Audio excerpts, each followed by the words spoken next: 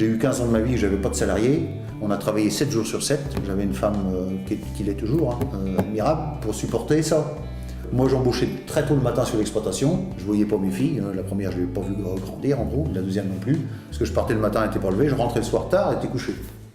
Alors ça, c'est des choses... autant j'ai peut-être réussi, enfin, entre guillemets, à percer dans le métier, à m'en sortir, que sur le plan vie privée ou familiale, j'ai loupé quand même un paquet de choses. Et que je conseille à aucun jeune. Il faut vivre à côté de son métier. Bon, j'ai des choses à vous apprendre, mais je vais vous dire ce qu'il ne faut pas faire, par contre. Je pense que c'est une grande passion du métier au départ qui est passée en lassité de départ, à un moment donné. Je pense avoir fait le tour du sujet.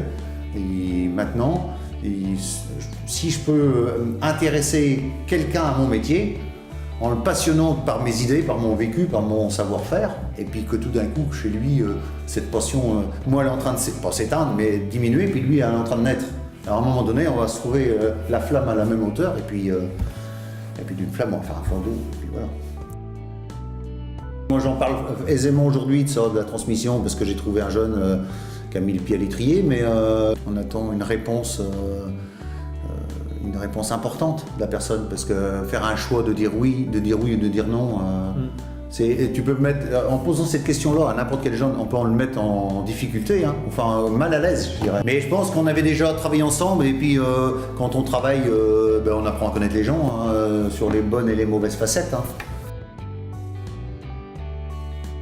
Quand Anthony a commencé à dire oui, on s'est donné un an de réflexion, et puis on a commencé à poser les choses sur la table, les chiffres, qu'est-ce qu'on fait demain, quels sont les projets. Tout seul, par exemple, le bâtiment qu'on a vu là, en construction, je ne l'aurais pas fait moi. Ça, c'est un projet à Anthony, mais qui participe au fonctionnement, pas à l'évolution de l'exploitation, dans laquelle je suis quand même impliqué, dans le sens de l'évolution de l'exploitation, qui n'avance pas recul, mais là, c'est la bonne définition.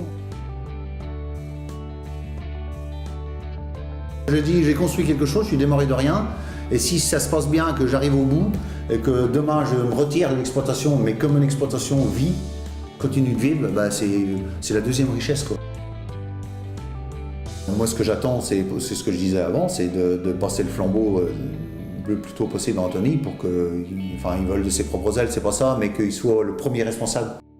Et puis après, ce sera lui de former quelqu'un, voilà, c'est la logique des choses, quoi.